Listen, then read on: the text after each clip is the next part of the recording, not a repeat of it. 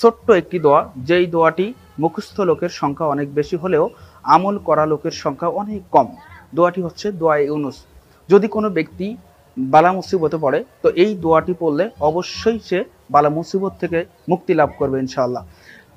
হযরতে ইউনুস আলাইহিস সালাতু ওয়াস সালাম যখন মাছের পেটে ছিলেন তখন আল্লাহ সুবহানাহু ওয়া তাআলার কাছে তিনি এই দোয়াটি করেছিলেন এবং আল্লাহ সুবহানাহু ওয়া তাআলার কাছে এই দোয়াটি এতই পছন্দনীয় হয়ে গিয়েছিল যে আল্লাহ রাব্বুল আলামিন পরবর্তী সময়ে ওই দোয়াটি বিশ্বনবী মুহাম্মদ সাল্লাল্লাহু আলাইহি ওয়াসাল্লামের মাধ্যমে আমাদের কাছে সাবমিট করেছিলেন। দোয়াটি হচ্ছে লা ইলাহা ইল্লা আনতা সুবহানাকা ইন্নী কুনতু মিনাজ জালিমিন।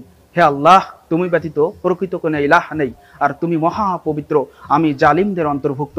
সম্মানিত দর্শক ও শ্রোতা মণ্ডলী, এই দোয়ার ভিতরে ইউনুস আলাইহিস সালাতু ওয়াস সালাম নিজেকে আল্লাহ সুবহানাহু ওয়া তাআলার কাছে সঁপে দিয়েছিলেন। অনুতপ্ত হৃদয়ে তিনি আল্লাহ সুবহানাহু ওয়া তাআলার কাছে প্রার্থনা করেছিলেন, আর আল্লাহ সুবহানাহু ওয়া তাআলা তার দোয়াটি কবুল করেছিলেন।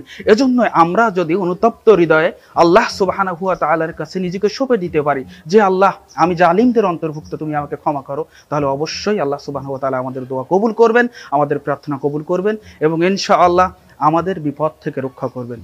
আল্লাহ রাব্বুল আলামিন উক্ত দোয়াটির উপরে আমাদেরকে যথাযথভাবে আমল করার তৌফিক দান করুন। আল্লাহুম্মা আমিন। ওয়াসসালামু আলাইকুম ওয়া রাহমাতুল্লাহি ওয়া বারাকাতুহু।